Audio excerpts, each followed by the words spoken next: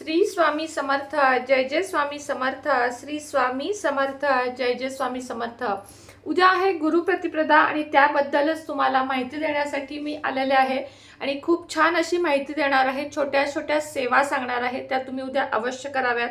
श्री गुरुप्रतिपदा माघ वद्य प्रतिपदा असेही म्हटले जाते। श्री गुरु नृसिंह सरस्वती महाराजांचा निजनानंद गमन दिवस असं देखील याला म्हटलं जातं। श्री महाराज नृसिंह सरस्वती महाराजांचे शैलगमन या दिवशी झालेले होते। त्याचप्रमाणे श्री महाराज कर्दळी वनात गुप्त झाले। निजगमनात जाताना स्वतःच्या निर्गुण पादुका स्वामींनी श्री क्षेत्र गाणगापूर येथे सेवेकरता ठेवला, ज्याचे दर्शन आपण आजही घेऊ शकतो।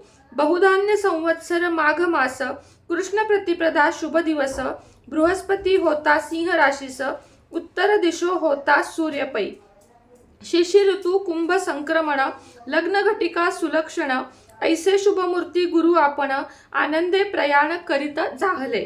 त्याचप्रमाणे मध्ये प्रवाहात पुष्पासिनी बैसोनी शिष्यास संबोधिनी आमुचा वियोग झाला म्हणून तुम्ही मनी खेद न मानावा। त्या गाणगापुरात आम्हक असोच पूर्ववत भावना दृढ धरा मनात तुम्हा दृष्टांत तेथे होईल। आम्ही जातो आनंद स्थानासी तेथे पाहलो यांची खूण तुमासी फुले येतील जिनजिनसी। श्री गुरुचरित्रातली अध्यायातली 53वी ओवी 31 ते 35 मध्ये हे दिलेले आहे। दयेची कृपेचीच जी शुद्ध मूर्ती धाव घेई मन गाणगापुरी ध्यान मूलम गुरुमूर्ती पूजा मूलम गुरुपादुका मंत्र मूलम गुरुवाक्यम मोक्ष मूलम गुरुकृपा असे देखील म्हटलेले आहे। माघ कृष्ण प्रतिपदा या तिथीला अतीव प्रेम आदराने श्री गुरुप्रतिपदा असे संबोधले जाते। त्याचे कारणही तसेच आहे। द्वितीय श्री दत्तावतार भगवान श्री नृसिंह सरस्वती स्वामी महाराजांनी याच पावन तिथीला शैल्यगमन केले होते। श्री गुरुप्रतिपदा हा खूप वैशिष्ट्यपूर्ण उत्सव आहे।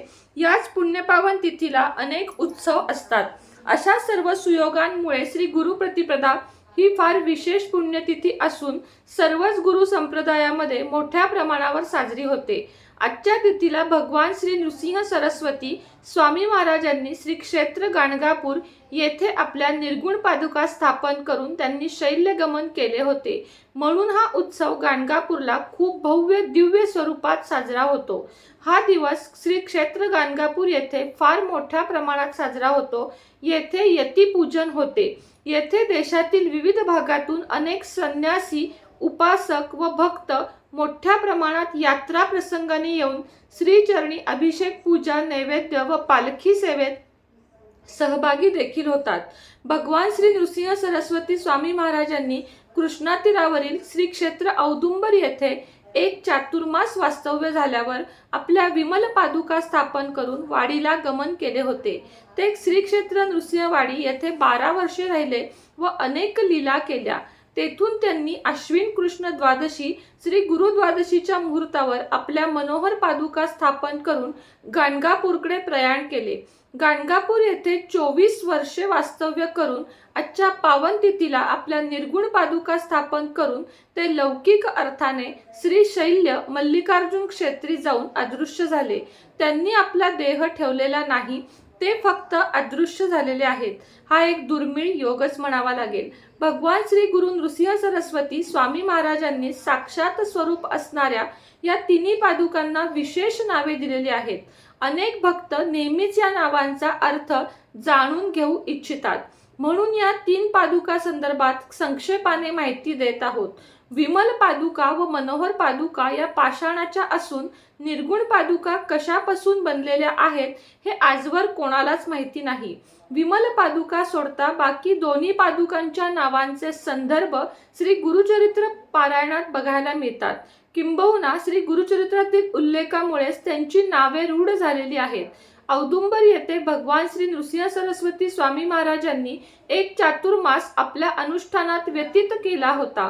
त्यांच्या त्या एकांतवासाचा संदर्भ घेऊनच औदुंबर येथील पादुकांना विमल पादुका म्हणत असावेत, पण या नावाचा उल्लेख श्री गुरुचरित्रात नाही।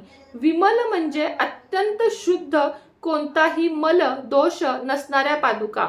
श्री क्षेत्र नृसिंहवाडी येथील पादुकांविषयी स्वतः श्री नृसिंह सरस्वती महाराज म्हणतात, तुम्हा सहित औदुंबरी आमुच्या पादुका मनोहरी पूजा करीती जे तत्परी मनोकामना पूर्ती जाणा.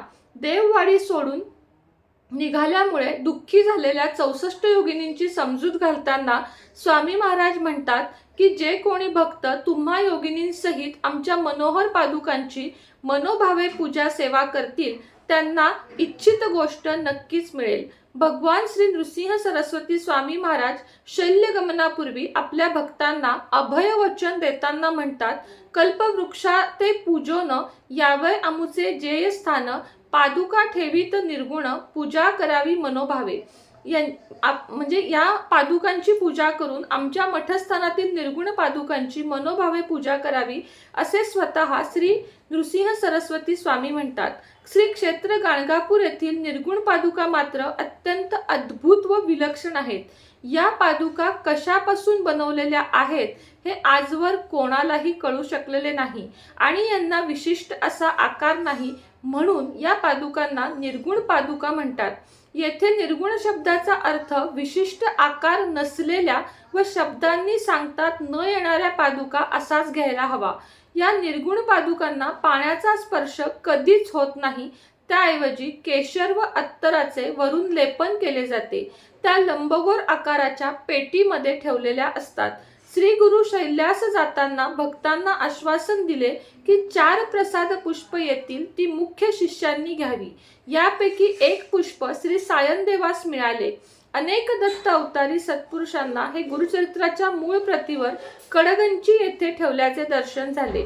आणखीन एक पुष्प नदी शामक नामक शिष्यास मिळालेले, तेही त्यांचे वंशजांनी प्रासादिक म्हणून ठेवलेले आढळते. आपल्या दर्शनासाठी त्याचा फोटो आपल्याला नेहमीच बघायला मिळतो. श्री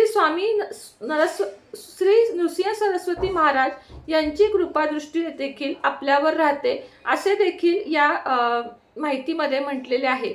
आता मी तुम्हाला गुरुप्रतिपदेची माहिती दिली की गुरुप्रतिपदा म्हणजे नक्की काय हे सुद्धा खूप जणांना माहीत नसतं. गुरुपौर्णिमा समजलं जातं, तर ती वेगळी आणि गुरुप्रतिपदा वेगळी. या दिवशी श्री नृसिंह सरस्वती महाराजांनी शैल्यगमन केले होते आणि आपल्या निर्गुण पादुका ठेवून ते कर्दळी वनामध्ये गुप्त झाले होते, म्हणून या दिवसाला खूप महत्त्व आहे. आता आपण सामान्य लोक समजा गाणगापूरला औदुंबरला कुठेच नाही जाऊ शकलो तर आपण घरामध्ये काय सेवा करावी हे जाणून घेऊयात. आपल्याला काय करायचे आहे, सकाळी लवकर उठून आपली नेहमीची सगळी कामे उरकून आपल्याला एका पाटावर किंवा चौरंगावर लाल किंवा पिवळे वस्त्र ठेवायचे आहे.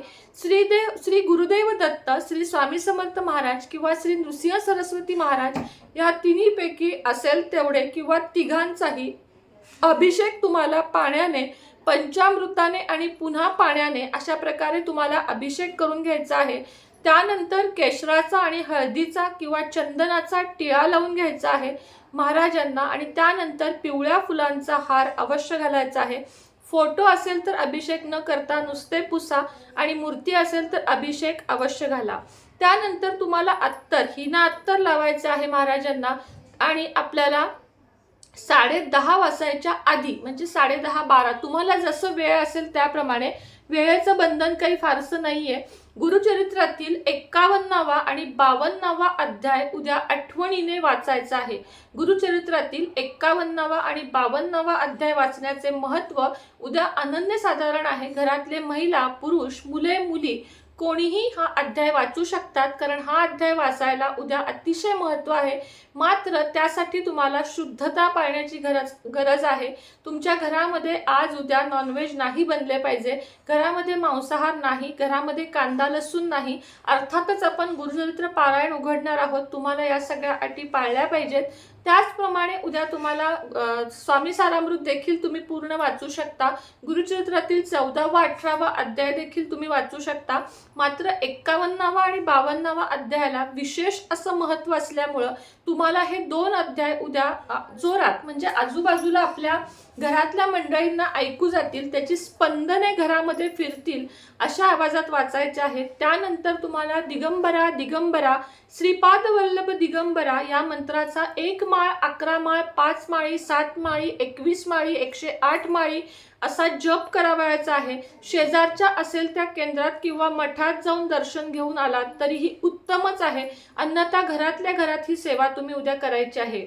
नैवेद्याचं म्हणाल तर तुम्ही जे काही कराल त्यात शक्यतो श्रावणी शेवग्याच्या शेंगाची भाजी असावी. ही भाजीचा वरण भात, भाकरी किंवा पोळी आणि एखादा गोड पदार्थ, जसं की तुम्ही शेवयाची खीर दाखवू शकता, शिरा दाखवू शकता, मोतीचूरचे लाडू दाखवू शकता, बेसनाचे लाडू दाखवू शकता, अगदी साखरही ठेवू शकता. असं काहीच नाहीये की म्हणजे हे आपल्या आपल्या म्हणण्याप्रमाणे तुम्हाला तिथं नैवेद्य ठेवायचा आहे आणि तो नैवेद्य साधारण 15-20 मिनिटं तिथं ठेवून त्यानंतर तो आपल्या घरातल्या सगळ्यांनी वाटून खायचा आहे. गुरुचरित्र अध्याय जेव्हा आपण उघडतो तेव्हा त्यालाही एक नैवेद्य दाखवायचा असतो. म्हणून एक ताट महाराजांना, एक ताट तुम्ही गुरुचरित्राच्या अध्यायाला आणि एक ताट आपल्या देवघराला, असे 3 नैवेद्य उद्या काढायचे आहेत आणि 3 नैवेद्य तुम्हाला दाखवायचे आहेत. अशा प्रकारे गुरुप्रतिपदा साजरी करायची आहे. दोन्ही वेळेस तुम्हाला उद्या आरती करायची आहे. त्याचप्रमाणे तुम्ही जर कुणाला गुरु मानले असेल, त्यांचा फोटो तुमच्याकडे असेल, त्यांचा मंत्र तुमच्याकडे असेल तर त्या मंत्राचा जास्तीत जास्त जप करायचा आहे, त्या फोटोचं पूजन करायचं आहे. ही सुद्धा सेवा तुम्हाला उद्या करायची आहे. अशा प्रकारे गुरुप्रतिपदा तुम्ही उत्तम प्रकारे साजरी कराल. दिलेली माहिती तुम्हाला आवडली असेल अशी आशा व्यक्त करते. माहिती आवडली असेल तर नक्कीच एक लाईक द्या. गाणगापूरला, औदुंबरला किंवा नृसिंहवाडीला जाणे ज्यांना शक्य आहे, आता मी कालच जाऊन आले, उद्या नाही जाणार बहुतेक, पण ज्यांना शक्य आहे त्यांनी आवर्जून उद्या जाऊन दर्शन घेऊन यावे. उद्याच्या दिवसाला खूप जास्त महत्त्व आहे. व्हिडिओ कसा वाटला नक्की सांगा. आवडला तर लाईक, शेअर, सबस्क्राईब करा. पुन्हा भेटेन नवीन व्हिडिओसोबत, नवीन विषयासोबत. तोपर्यंत तुम्हा सगळ्यांना श्री स्वामी समर्थ.